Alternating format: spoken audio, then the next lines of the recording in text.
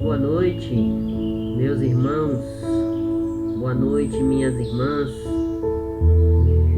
da Sociedade Espírita Cristã, Irmã Miriam, da cidade de Madre de Deus, estado da Bahia. A todos que nos ouvem neste momento, encarnados e desencarnados. Vamos fechar os nossos olhos, admirar estas paisagens que estão passando diante de nós.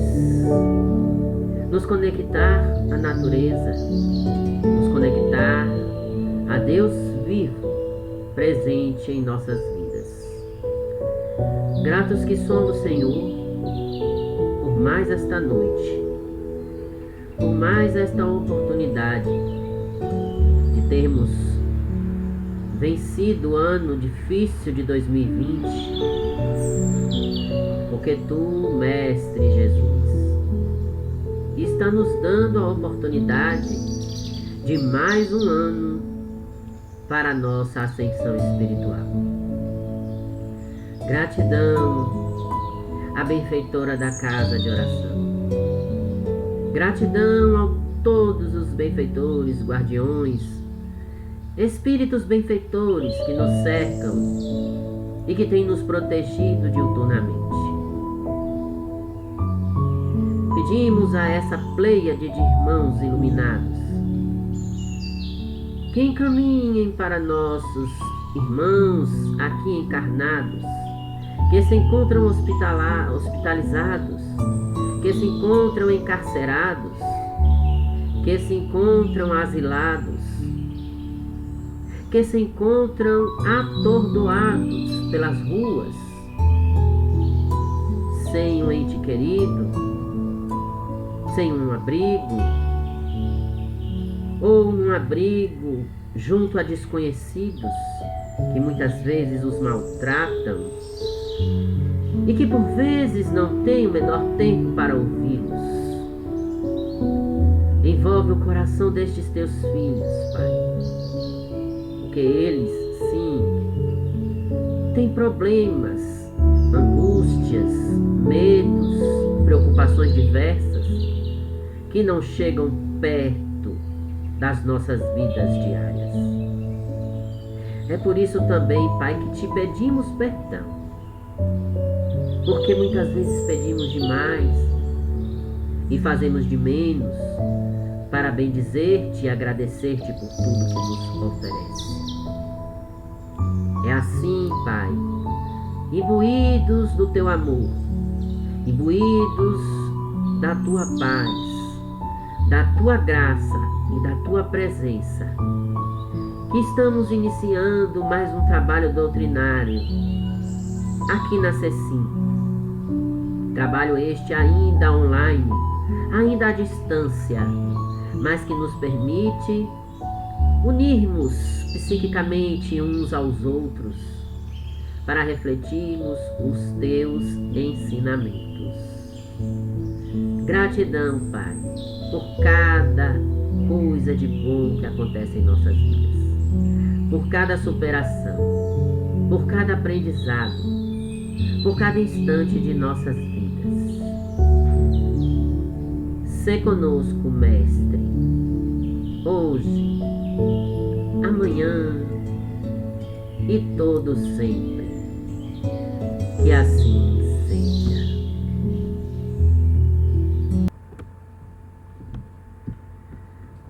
E assim, meus irmãos, minhas irmãs, depois dessa prece inicial, vamos começar o nosso trabalho desta noite, agradecidos à coordenação da casa, na pessoa de Ellen, na pessoa de Chico, que nos convidaram para este bate-papo dessa noite.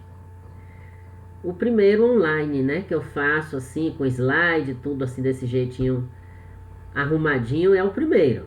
Eu já fiz um trabalho esse ano, mas a Cecim começou aí com a gente, tá certo? E o nosso tema é esse tema aí que eu achei bem minha cara aí, né, dona Ellen? Derrubem os muros porque a caminhada é coletiva. É, meus irmãos, derrubemos os muros. A caminhada é coletiva e nós precisamos estar atentos. Precisamos seguir este rumo do que a espiritualidade espera de nós. Não é isso?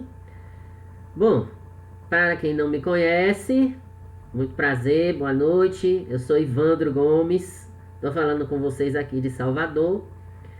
Mas a gente está trabalhando junto com a Cecim há algum tempo, aprendendo e tendo essa oportunidade de trocar informações. Que breve nós possamos nos encontrar pessoalmente para podermos dialogar, e sorrir e rir em conjunto, não é? Agradecendo mais uma vez a espiritualidade. E assim nós vamos avançando e já começamos pedindo para refletir, né? Então eu já trago logo a pergunta, vocês já me conhecem, já sabem que eu gosto de perguntar. E aí eu já começo assim, convidando-os para a reflexão. Vamos refletir? E aí eu lanço uma frase que está lá no livro da Federação Espírita Brasileira, no livro do EAD, né? Que é o estudo avançado ou aprofundado da doutrina espírita.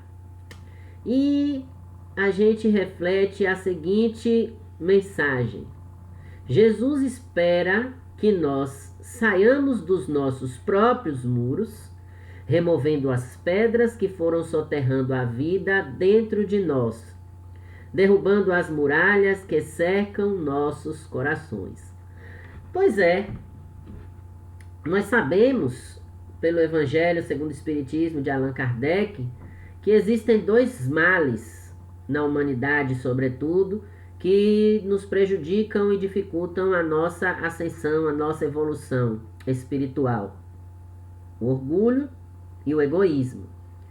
Então, quando nós encarnamos e sofremos as reveses provenientes do que a gente chama de véu do esquecimento, e que todo mundo já sabe que eu chamo de blackout do esquecimento, nós ingressamos nesse meio egoístico, nesse meio de vaidade, de orgulho, que faz com que nós vivamos uma expressão até certo ponto muito corriqueira que a gente usa dos tempos de vovó, que a gente diz: primeiro eu, segundo eu, terceiro eu, né?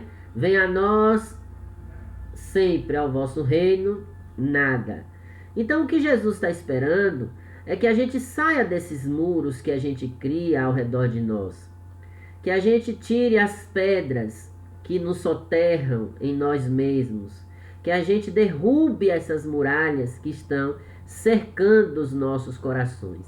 Algumas, inclusive, dessas muralhas estão tão apertadas que dificultam até as nossas respirações diárias. Mas, como nem tudo é tão ruim neste plano, embora nós vivamos um plano de provas e expiações, não é tudo de todo mal. Lá em Lucas, capítulo 21, versículo 6, existe a seguinte esperança: dias virão em que não ficará pedra sobre pedra que não seja demolida. Essa passagem, meus irmãos, ela está numa reflexão que houvera sido feita entre Jesus e os discípulos, quando se referia ao templo de Jerusalém. a destruição daquele templo. E que, naquela oportunidade, compreendera-se que Jesus estava falando de destruir os palácios, os templos, os lugares suntuosos, onde se pregava para viver a fé cristã, a fé que o Messias vinha trazer para nós. Mas o que Jesus dizia ali é que, na verdade, o que nós deveríamos romper, o que nós deveríamos demolir, eram as nossas pedras interiores, os nossos defeitos, as nossas imperfeições, aquilo que nos dificulta o processo evolutivo. Então, quando ele diz que não ficará pedra sobre pedra que não seja demolida, ele vem, através de Lucas, nos dizer que um dia nós vamos conseguir nos libertar dessas imperfeições, dessas amarras, e estaremos verdadeiramente livres para que, aí vem aqui, como ele, o Jesus, o Messias, o governador deste planeta, se apresenta para nós como guia e orientador maior, ele vem nessa persona que aqui reencarnara, que aqui entre nós esteve, para nos ensinar a viver e a conviver uns com os outros. Embora ainda não tivemos esse aprendizado concretizado, a verdade é essa. Nós muitas vezes falamos, mas não praticamos. Nós muitas vezes julgamos e apontamos ao outro, mas não olhamos para nós mesmos.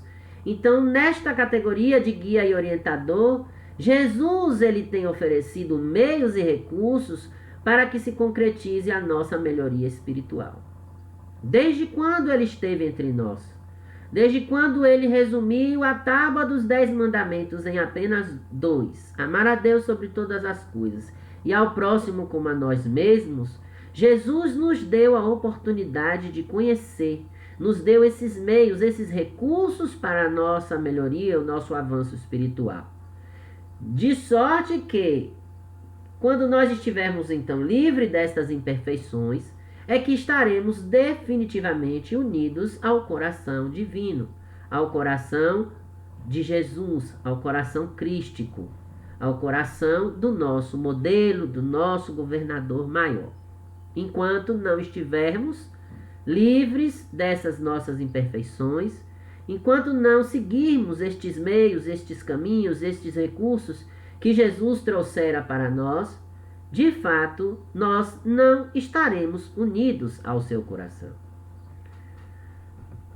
E aí, meus irmãos, nós buscamos essa imagem do círculo de Kildare, lá da região do ABC em São Paulo, que traz para nós uma reflexão bastante interessante. Porque este ancião, digamos assim, ele nos diz o seguinte: o homem acordado anda pelo mundo observando. Ele não pertence a tribos ou grupos. Ele passa por eles e aprende, mas não pertence. Ele pertence a si mesmo e ao universo. Então, quando a gente faz uma reflexão em cima dessa imagem, e essa reflexão tem muito a ver com o tema de hoje, porque se a caminhada é coletiva, e então se nós precisamos derrubar estes muros, por que este cidadão vem dizer que nós não pertencemos a esta ou aquela tribo? É muito simples, meus irmãos. Porque quando nós estamos vinculados a determinado grupo, nós não vivemos a oportunidade de estar com outros diferentes de nós.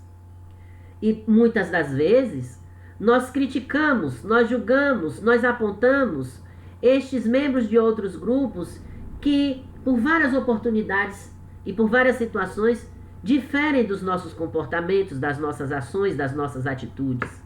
Nós nos colocamos em bolhas e nessas bolhas nós acreditamos em que tudo que ali esteja é puramente e absolutamente verdadeiro. E o que haja fora dali, não nos pertencendo, não tem verdade característica. E isso para nós espíritas ainda é mais grave, porque nós acreditamos na terceira revelação, que vem justamente trazer a verdade. Então, nós muitas vezes, de modo egoísta, acreditamos que somos os únicos detentores da verdade. Os sabedores absolutos, aqueles que alcançaram um estágio tal que deveriam ser reverenciados. Mas a própria doutrina espírita nos diz que nós não devemos criar ídolos, criar mitos. Cada um que existe na doutrina espírita tem o seu valor, tem o seu conhecimento, mas todos nós somos iguais. Assim como aqueles irmãos nossos que estão fora da doutrina espírita também o são. Certa feita, eu assistindo uma doutrinária virtual, o expositor dizia que nós temos que baixar as nossas cabeças, porque precisamos de uma terceira revelação para acreditar e para tentar viver o que o Cristo nos pediu. Mas há pessoas, dizia ele, que estão na primeira revelação e que têm uma conduta moral melhor do que a nossa. Então há que se botar nossas barbas de molho, como este ancião aí da imagem, e refletir se de fato nós estamos aprendendo, se de fato nós estamos evoluindo, se de fato nós estamos saindo das nossas bolhas religiosas e vivendo a vida com o outro. Porque nós somos testados quando nós estamos fora da casa espírita. Dentro da casa espírita somos santificados. Dentro da casa espírita nós somos perfeitos. Dentro da casa espírita nós aprendemos uns com os outros e de certo modo nós nos respeitamos. Em alguns momentos até não, mas na maioria das vezes nós procuramos nos respeitar. Agora, quando nós estamos fora, e como eu já disse várias vezes em nossos encontros presenciais, quando aquele nosso familiar, quando aquele nosso vizinho, quando aquele nosso inimigo de trabalho, não vou dizer inimigo não, vou dizer aquele desafeto, quando ele vem e nos encosta na parede e diz assim: você não é espírita, Ivandro? Por que você está me dizendo isso se você não faz? Ora, horas, você não acabou de sair da palestra, Ivandro? Por que você está me dizendo isso? Por que você está me falando assim? Então a gente, nesses momentos, é colocado à prova, é colocado em teste. E muitas vezes as nossas imperfeições aparecem e nós não temos como questionar o que nos é dito por este ou aquele outro com o qual nós convivemos. E precisamos lembrar sempre de que os nossos testes maiores não estão na rua, não. Estão muitas vezes dentro de casa, na nossa célula principal, com aqueles com os quais nós, antes de encarnar, pedimos para conviver. E quando encarnamos, por esquecimento do passado, nós não conseguimos conviver ou lidar. É fácil a gente desmerecer o outro, mas é difícil a gente aceitar as nossas falhas e as nossas imperfeições. Então precisamos nos avaliar diariamente, diuturnamente, e buscar corrigir as nossas imperfeições.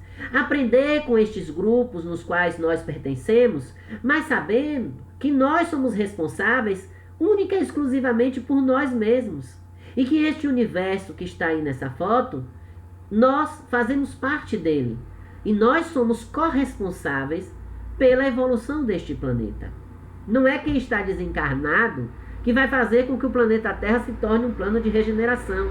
Somos nós que estamos aqui encarnados. Não é o benfeitor espiritual, não é o mentor da casa, não é o espírito comunicante que vem trazer uma mensagem de conforto que está construindo o planeta de regeneração. Não.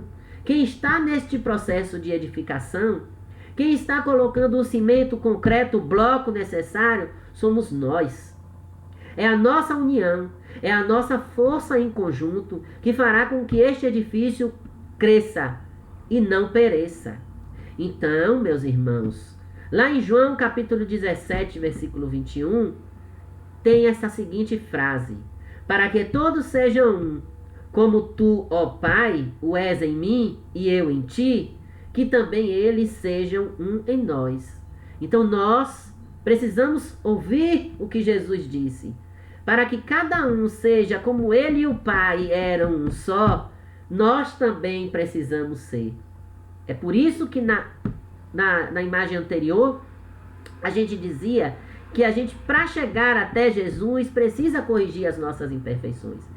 Se não corrigirmos essas imperfeições, nós não seremos um, como o Pai e o Filho o são. E aí, a gente reflete aquela parábola, aquela historinha que sempre a gente comenta. A historinha de pegadas na areia. Quando Jesus e nós andávamos na praia e de repente nós deixamos de ver um par de pegadas. Só vemos uma. É aquele momento de dificuldade, é aquele momento de tribulação, em que a tempestade, o vento, o mar revolto nos atinge e nós perguntamos: Senhor, por que me abandonaste? E o Senhor responde: não te abandonei, eu estou te carregando nos braços. Então Jesus nos abandona?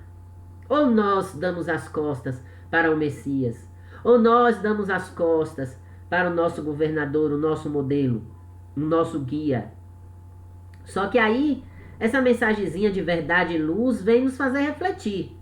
Podemos caminhar com Ele, Jesus, mas, mais cedo ou mais tarde, tomaremos cada qual a posse apenas do que é nosso, o que aprendemos, como pensamos, e seguiremos separadamente os nossos caminhos solitários. Vida infinita. Ora, Ivandro, se você está dizendo para nós que Jesus não nos abandona, por que esta frase que você colocou aí no slide vem dizer para nós que seguiremos caminhos solitários, separadamente? Meus irmãos, porque nós, enquanto seres do processo evolutivo, enquanto partícipes de um momento de evolução da espécie, não podemos esquecer que estamos vinculados ao livre-arbítrio. Então, caminhos aos quais percorremos trazem para nós única e exclusivamente uma responsabilidade que a nós compete. Não podemos responsabilizar Jesus, como lá em Pegadas na Areia, pelos problemas que nos acontecem, porque Jesus nos fez simples e ignorantes. Jesus nos criou por uma centelha divina, mas num processo evolutivo em que nós já fomos pedra, em que nós já fomos planta, em que nós já fomos diversos animais, até chegar no estágio que nós estamos, no estágio hominal, único das espécies que detém o livre-arbítrio. Nós aqui fazemos mau uso dele e ainda queremos, por vezes, responsabilizar outrem ou até mesmo o nosso Criador, quando única e exclusivamente a responsabilidade é nossa. E para refletir ainda mais sobre este livre-arbítrio, refletir ainda mais sobre esta responsabilidade que Jesus pede que nós tenhamos sobre nossas atitudes, eu trago uma frase de lá do site de André Mansur, onde ele diz o seguinte: acredite, quando você assume responsabilidade por suas escolhas, em todo beco sem saída surge uma passagem secreta. E é tão bonito a gente ler uma mensagem assim, porque nós de fato já ouvimos na doutrina espírita que quando Jesus fecha uma porta, ele abre uma janela, ou ele abre um comogol, ou ele abre um vitrô. Nunca fica fechado o caminho que seu filho tem que seguir. Mas nós, por diversas vezes, e o próprio Evangelho segundo o Espiritismo nos diz, que preferimos escolher as portas largas, porque as portas largas não nos ferem. As portas largas aparentam para nós um caminho mais curto para chegar aos nossos objetivos. E como posso eu, Ivandro, atingir um objetivo de maneira mais rápida, se eu, Ivandro, ainda tenho tanto a responder, tanto a pagar, como a gente gosta de dizer, tanto a me melhorar, tanto a me trabalhar? Então, Ivandro, este não é o meu caminho. Então, Ivandro, este é o caminho em que eu não devo seguir. Porque é através das dificuldades, é através dos processos que nos trazem mais incômodo que nós crescemos.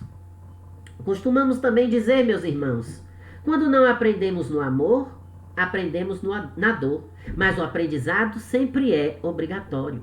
É igual a escola. E aí eu venho como professor dizer, se o aluno não aprende neste ano, ele vai ser reprovado. Mas no ano que vem ele tem que aprender. Aí vocês vão dizer, na prática não é assim. Tem gente que passa sem saber nada. De fato, tem esse tipo de acontecimento. Mas, meus irmãos e minhas irmãs, a vida um dia se encarrega de ensinar. Mas ninguém fica sem aprender. E quando se trata de conhecimento moral e de conhecimento espiritual, este aprendizado é mais do que obrigatório. É só corrigindo as nossas imperfeições, eu torno a repetir, que nós seremos um só com o nosso Pai Criador, com o nosso Mestre, com o nosso guia maior. Então, que possamos, meus irmãos, fazer o melhor uso do livre-arbítrio em nossas vidas, assumirmos com nossas responsabilidades, para que nós possamos enxergar esta passagem secreta que Deus vai colocar diante de nós. Porque nenhuma porta se fecha 100% para um filho do Pai. Ele não deixa nenhuma ovelha desgarrada. Ele sempre tem um meio de resolver qualquer situação. Basta com que nós procuremos o melhor caminho, a melhor oportunidade. Eu me lembro certa feita de uma mensagem que eu postei do livro Momentos de Saúde, e que as pessoas ficaram instigadas pelo complemento da mensagem, porque a mensagem dizia de um grupo que passava por determinado ambiente e havia um cidadão prostrado, rezando, pedindo ao pai que o auxiliasse para retirar o carro dele do lamaçal. E aí, este grupo que passara seguia e não fizera nada por este cidadão. Mais à frente, havia uma outra pessoa numa situação bem parecida, mas que vociferava, que reclamava e que tentava a todo custo tirar o carro do lamaçal. E o monge, o guia deste grupo, reúne a todos e pede que ajudem aquele cidadão. O grupo assim o faz, mas de fato, na nossa curiosidade, tem sempre aquele que diz: meu senhor, meu guia, meu mestre, meu irmão, por que nós passamos por um cidadão que não se queixava, que orava, que pedia a Deus para ajudá-lo e nós não o ajudamos?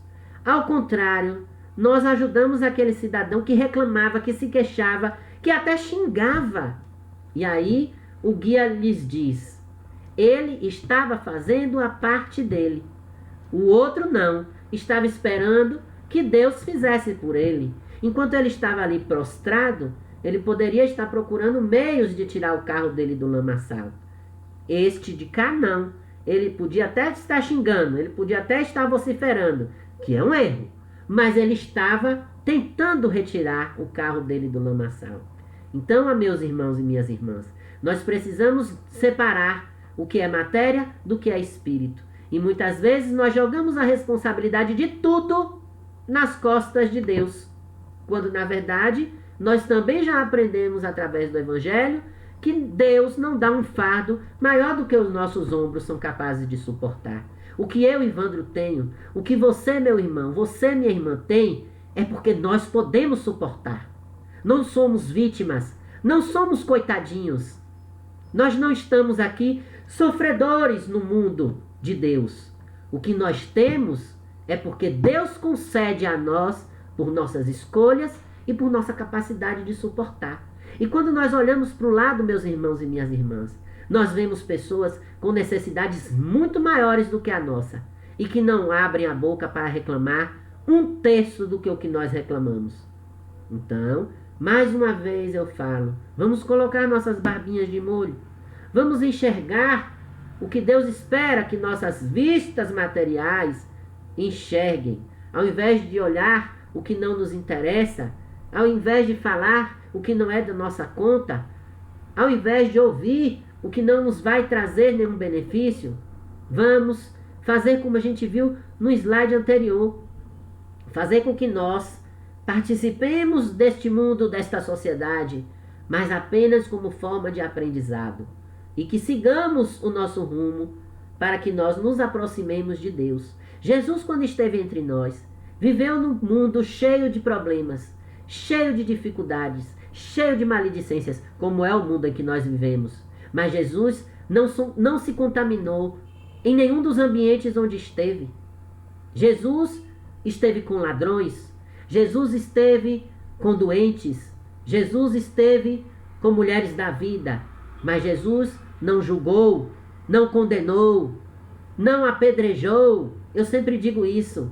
Jesus estava lá com os senhores religiosos, doutores, dizendo a ele: atira, é uma adúltera, é uma mulher da vida. E ele vira para todos eles e diz: aquele que não tiver pecado, atire a primeira pedra. E um foi baixando a cabeça, e um foi se murchando, e outro foi encolhendo, e foram saindo. E Jesus ali continuou. Quando ele olhou para o lado, não tinha mais ninguém, só tinha Jesus e a criatura ali junto dele, esperando ser apedrejada. Mas, meus irmãos e minhas irmãs, Jesus não tinha pecado. Jesus poderia apedrejá-la, mas Jesus estava acima de tudo o que é negativo, de todo e qualquer ato que não condiza com o que Deus espera de nós. Ele jamais faria isso. Mas ele poderia ter seguido as palavras dele próprio, mas não o fizera. Ele apenas vira para ela e diz: siga e não torne mais a repetir.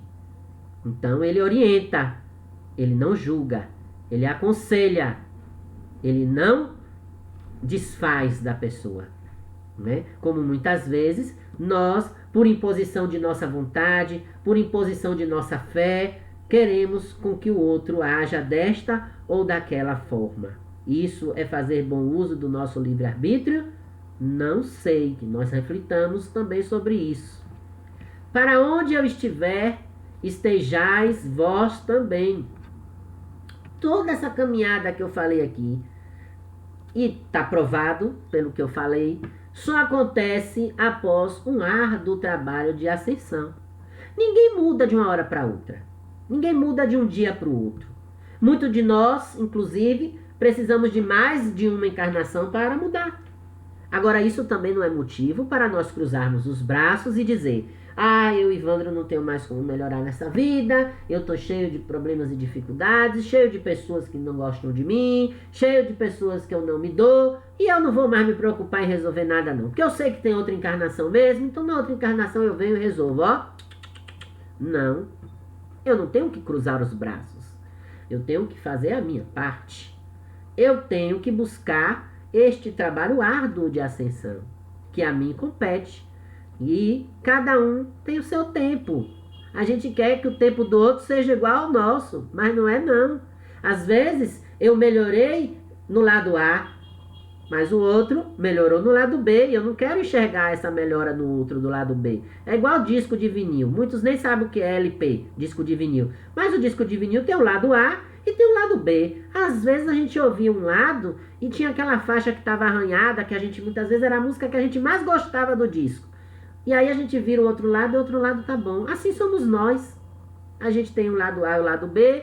Às vezes a gente quer que o lado B seja melhor, porque tem aquela partezinha de nós que a gente gosta, mas essa partezinha já tá arranhada. E aí às vezes a gente não percebe que tá arranhada e a gente insiste. Só quando o outro se aproxima de nós, que vai ouvir o nosso disco, a nossa música, é que vê que aquela faixa está arranhada. E aí quando ele diz, a gente muitas vezes não aceita, não admite. Mas sabia o mestre que até a construção do reino divino na terra, quantos o acompanhassem, viveriam, Ave Maria, na condição de desajustados. Então somos todos nós desajustados, trabalhando no progresso de todas as criaturas.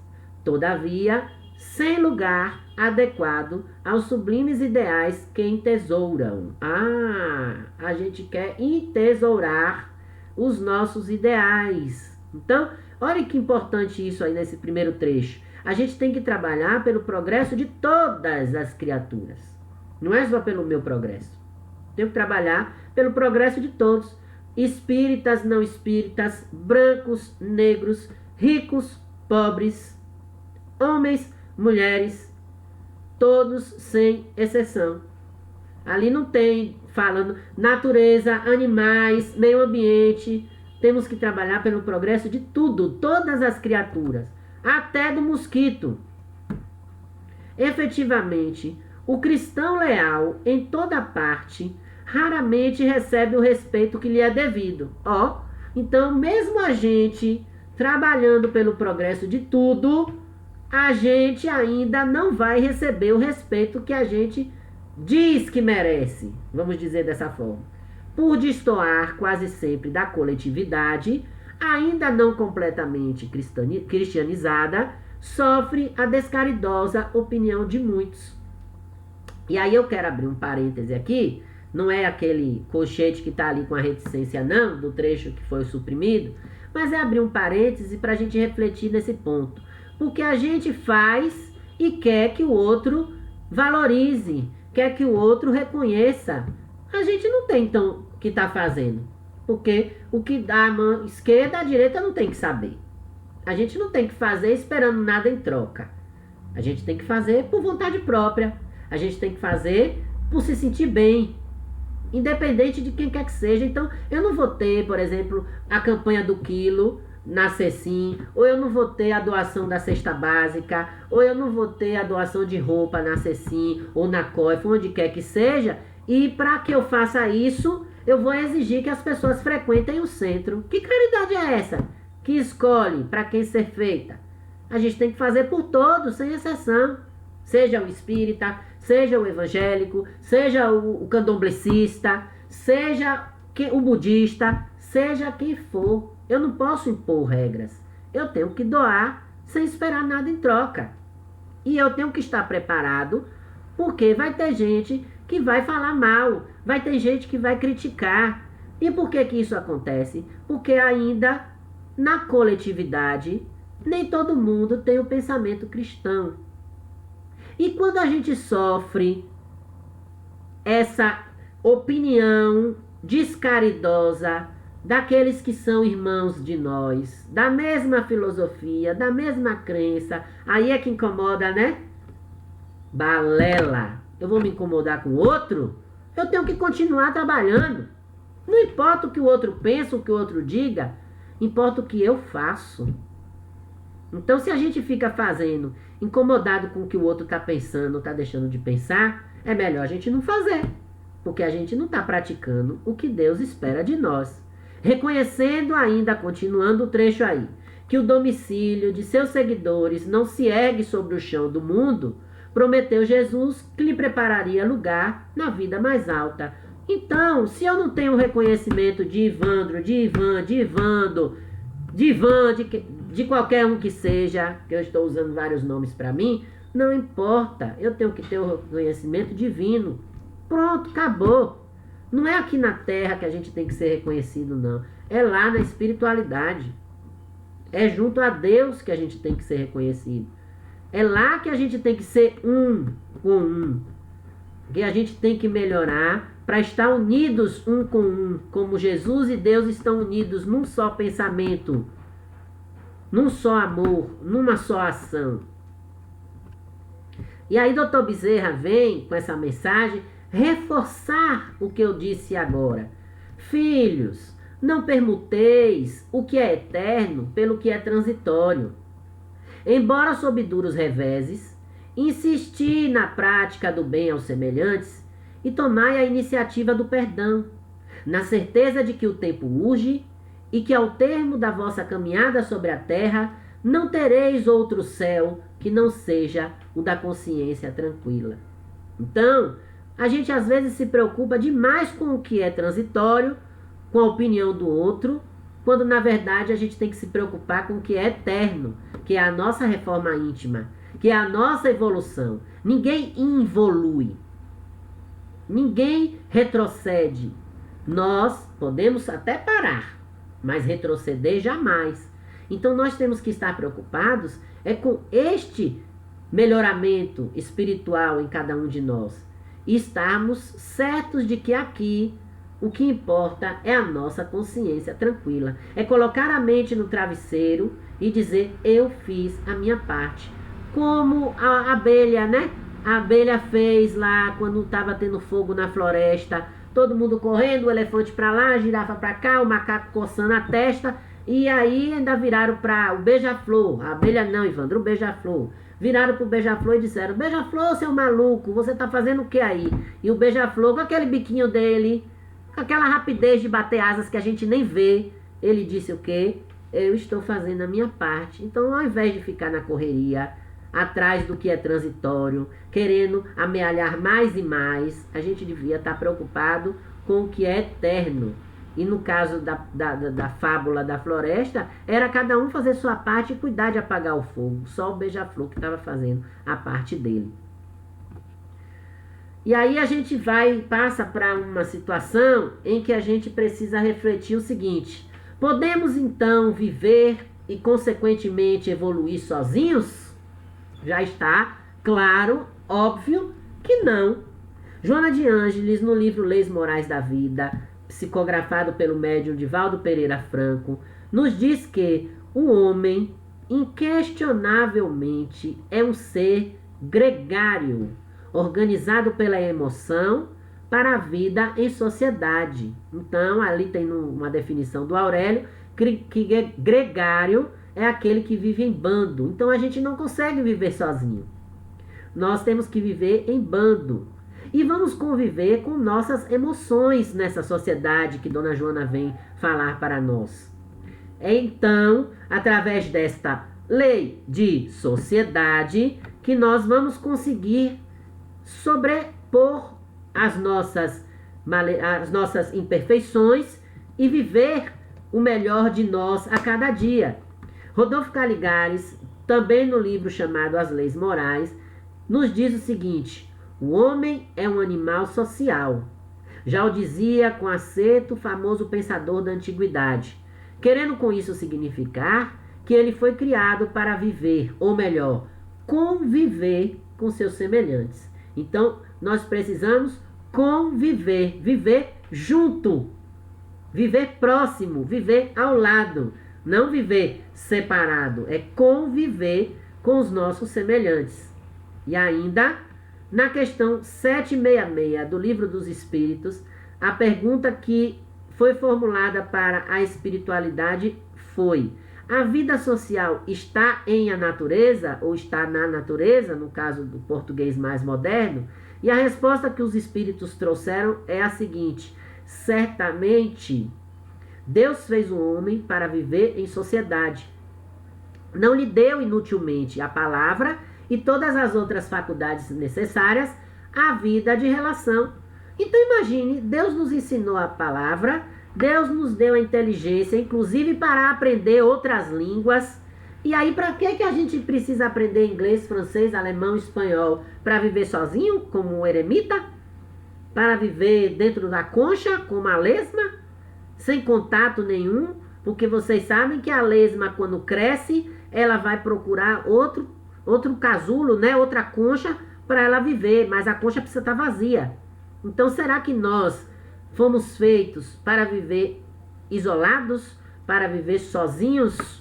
Não. Então está dito aí no Livro dos Espíritos. E mais, na questão 767, a pergunta formulada: é contrário à lei da natureza um insulamento absoluto? Insulamento é a mesma coisa que isolamento. Viu, gente? Então, sem dúvidas, porque por instinto os homens buscam a sociedade e todos devem concorrer para o progresso, auxiliando-se mutuamente. Então, quem vive sozinho está vivendo contra as leis da natureza. Quem vive isolado está vivendo contra as leis da natureza. Porque, por instinto, nós devemos buscar a sociedade e concorrer para o progresso. Ou seja, ajudar para o progresso, auxiliando-nos mutuamente. Eu me lembro de uma prece que foi feita, ou melhor, de um comentário que foi feito por uma trabalhadora da COIFA no nosso estudo do Evangelho Diário pelas vítimas da Covid e por outras pessoas enfermas também. Nós fazemos todo dia, às 21h50, uma oração para os doentes, os enfermos, principalmente os vitimados pela Covid. E esta irmã dizia que nós precisamos ajudar uns aos outros. Então, ela dizia que a gente precisa viver contribuindo com o próximo, que a gente não pode esperar que tudo caia do céu, né? Por exemplo, a questão da vacina. Então, a gente tem que orar, a gente tem que ter pensamento positivo para que ela chegue o quanto antes e para que essa vacina ajude a maioria, se não toda a população do mundo. E se a gente não pode ajudar, assim esta irmã dizia, na frente de trabalho, lá no hospital, ou até mesmo no laboratório pesquisando a vacina, que a gente ajude pelo menos com a prece, com a crença, com o pensamento positivo, com o querer, com o acreditar, que isso vai ser contribuinte do nosso progresso, que essa vacina vai auxiliar no nosso progresso. Então, a lei de sociedade, ela está ligada às outras leis morais da vida, lógico. A lei de sociedade, ela não existe sozinha. O nome já está dizendo, sociedade. Então, ela está ligada às outras leis morais. Aí vem, a sociabilidade é instintiva e obedece ao imperativo categórico da lei do progresso. Olha aí, mais uma lei que rege a humanidade. É que Deus, em seus sábios desígnios, não nos fez perfeitos. Ele nos fez perfectíveis. O que é isso? Passível de chegar à perfeição um dia. Assim, para nós atingirmos esta perfeição a que estamos destinados, todos precisamos uns dos outros. Não há como desenvolver e burilar nossas faculdades intelectuais e morais, senão no convívio social. Nessa permuta constante de afeições, conhecimentos e experiências, sem a qual a sorte de nosso espírito seria o embrutecimento e a estiolação, ou seja, o definhamento. Isso está também na obra Leis Morais, de Rodolfo Caligares. Então, se nós não vivermos socialmente, nós não vamos atingir o progresso. Nós não temos como trocar afeto, conhecimento, experiência. Então, nosso espírito vai acontecer o que com ele? Vai se embrutecer, vai definhar. E isso a gente sabe que a gente não pode conceber. Nós temos que evoluir. Nós temos que nos burilar, nos purificar, nos tornar mais leves e não embrutecidos. Até mesmo o que nos incomoda está atrelado às leis divinas. Lógico, gente. Se nós estudamos as leis morais da vida, e uma das leis morais é a lei da destruição, como é que a gente não vai acreditar nestas leis que estão conectadas, interlaçadas umas com as outras? E essa imagem aí destas mulheres, né, com o véu na cabeça, né, nos países onde a lei é mais rígida e a cultura coloca a mulher numa condição de submissão. Então vejamos aí o que diz o Espírito Arago no livro Gênesis, capítulo 18, item 8. A movimentação que se manifesta por vezes em toda uma população, entre os homens de uma mesma raça, não é coisa fortuita, nem o resultado de um capricho. Tem sua causa nas leis da natureza. Então, às vezes, aquilo que me incomoda aqui no Brasil, porque aqui no Brasil a mulher tem maior liberdade, em outras culturas ainda não tem, vai chegar um dia em que lá vai haver também um progresso nesse sentido. E nós iremos perceber, e nós iremos comungar com esse processo de reconstrução, né, para a gente usar uma terminologia mais perto das leis morais. Assim como tem a lei de destruição, tem a lei de conservação. Então, o que acontece com a árvore para ela nascer? Né? Precisa ter a semente. A semente ela vai romper aquele casulo que a reveste para que ela possa gerar aquela árvore. O ovo, né? É preciso que o filhote, o pintinho, o passarinho, o pato, né? É preciso que o jacaré, é preciso que ele rompa a casca para ele vir ao mundo. A borboleta, ela precisa romper o casulo para ela abrir as asas, né? Ela vira uma lagarta, e aí, a lagarta vira borboleta, lógico, né, Ivandro? Então a lagarta, ela se reveste daquele casulo, e no tempo certo ela vai virar borboleta. Mas nós sabemos, inclusive, que se nós ficarmos com dó daquele bichinho que está lá com a cabecinha para fora, se alimentando com muita dificuldade naquele tempo que está no casulo, se a gente chegar e cortar o casulo, eu vou ajudar a borboleta a sair, a gente vai estar condenando aquele ser à morte, porque ele tem o tempo certo dele para conseguir essa proeza de vir abrir as asas e voar toda a sua beleza e toda a sua plenitude. Então tudo no seu tempo certo. Tudo isso está ligado às leis divinas. Sendo assim, é possível a gente pensar que essa pandemia que nos atinge é uma oportunidade de ascensão espiritual? Então eu não vou responder. Cada um agora aí está pensando na minha pergunta. E para referendar a minha pergunta, eu fui buscar um material que foi exposto, né, que foi publicado, melhor dizendo, por Juscelma Coelho.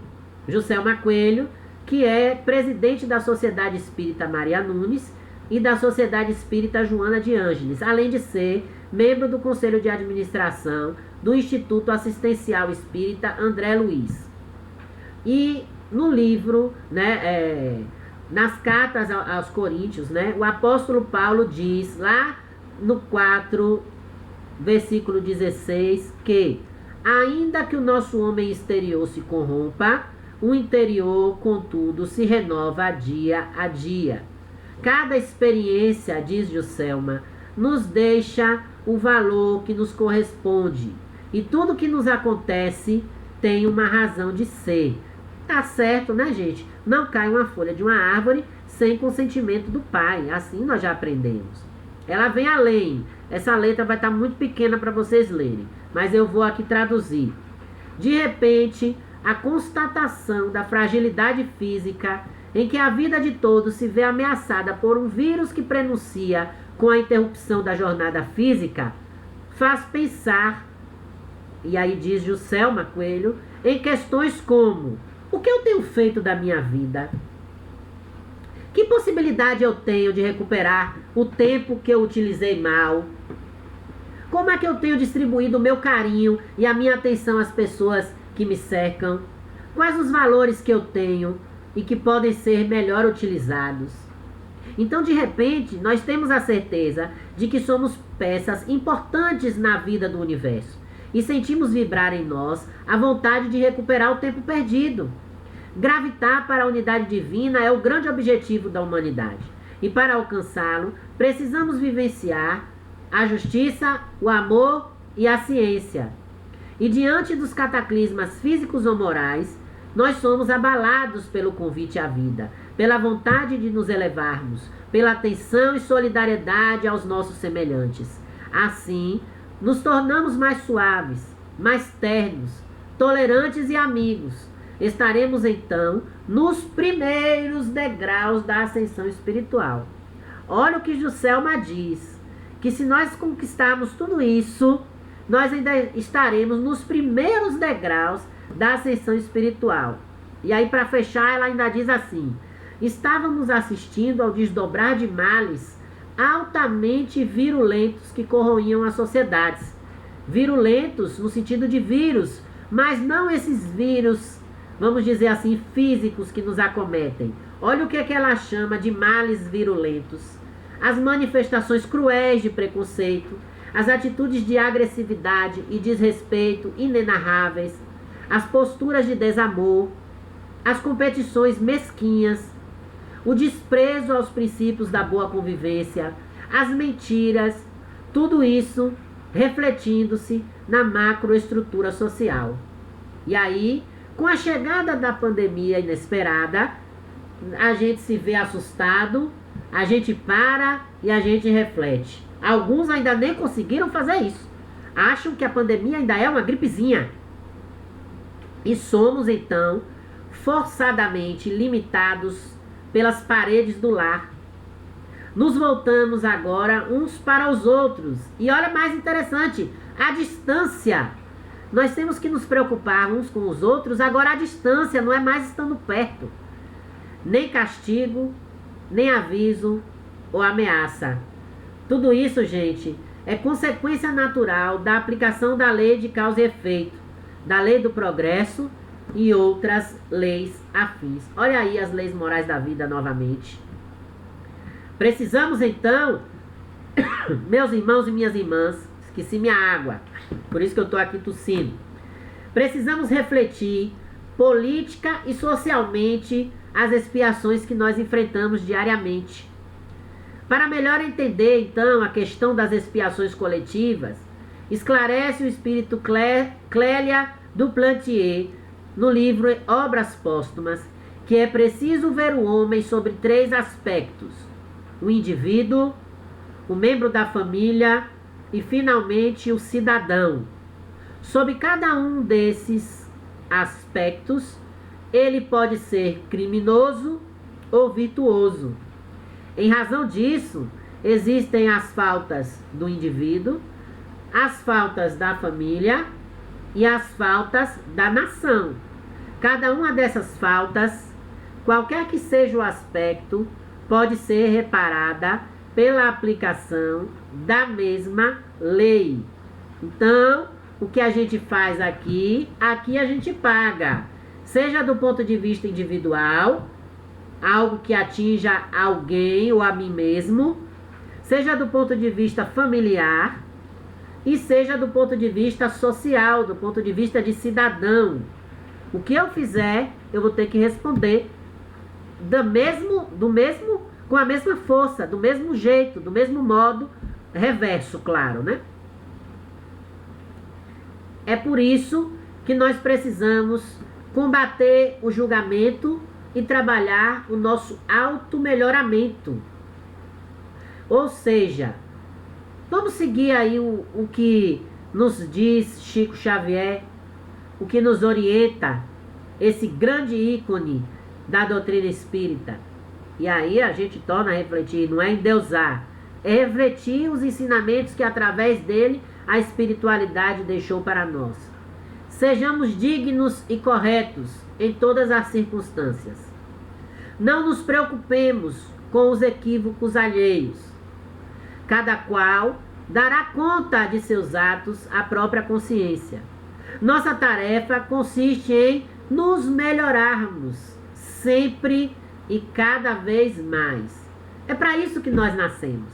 Então, pensemos que eu já mudei aí o pronome. A gente já tem que se encaixar. Eu não posso falar você, você.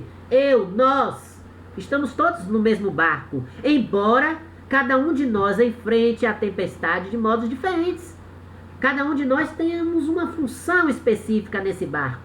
Um está segurando o leme, outro está puxando a vela, outro está virando o bote, né? Outro está tirando água do convés. Então, cada um de nós tem uma atribuição, mas todos estamos nesta mesma vida, neste mesmo instante, nos melhorando e não julgando. Ninguém evolui o outro, nem mesmo por amor. A evolução se dá por autoconhecimento. Por mais que a gente ame, o outro só vai mudar se quiser. Se entender a necessidade de mudar, se autoconhecer e se perceber em si mesmo a necessidade de mudança. Agora, nós podemos nos modificar e, de modo indireto, levar o outro a modificar-se também. Mas a vontade vem de lá. O desejo dessa mudança vem de lá e não de nós.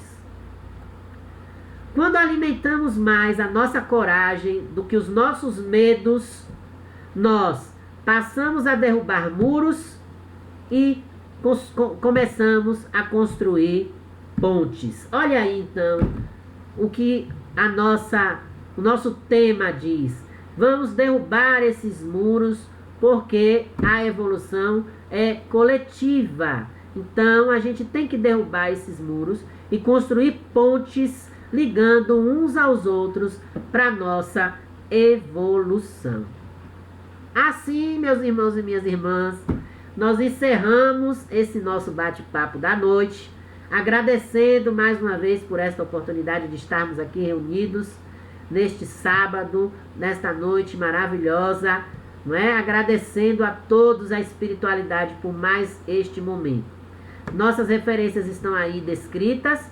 O livro do EAD, Estudo Aprofundado da Doutrina Espírita, livro 3, Ensino e Parábolas de Jesus, parte 2, edição de 2008, da Federação Espírita Brasileira.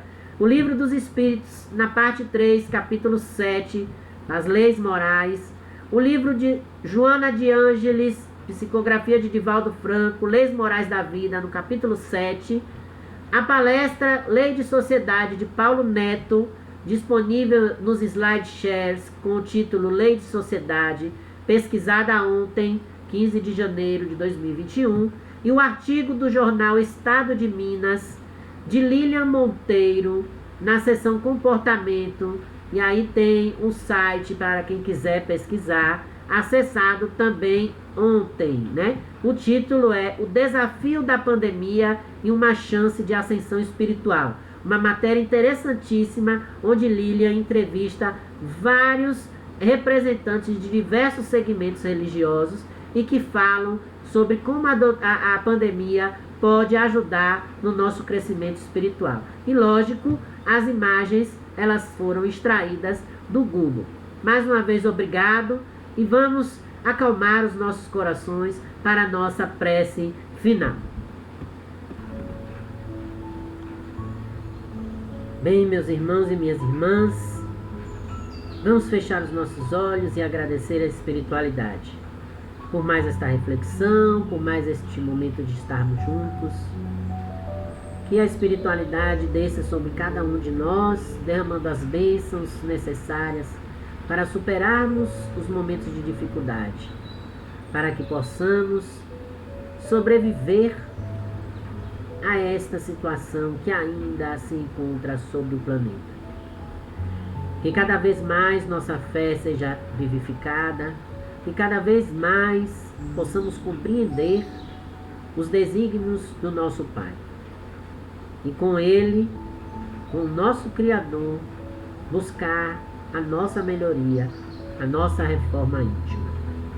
Deste modo, queremos encerrar a doutrinária de hoje com a oração que o Mestre nos ensinou. Pai nosso que estais nos céus, santificado seja o teu nome. Venha a nós o vosso reino, seja feita a vossa vontade, assim na terra como no céu. O pão nosso de cada dia dai-nos hoje e sempre. Perdoa as nossas ofensas, assim como nós perdoamos a quem nos tem ofendido. Não nos deixeis cair em novas tentações.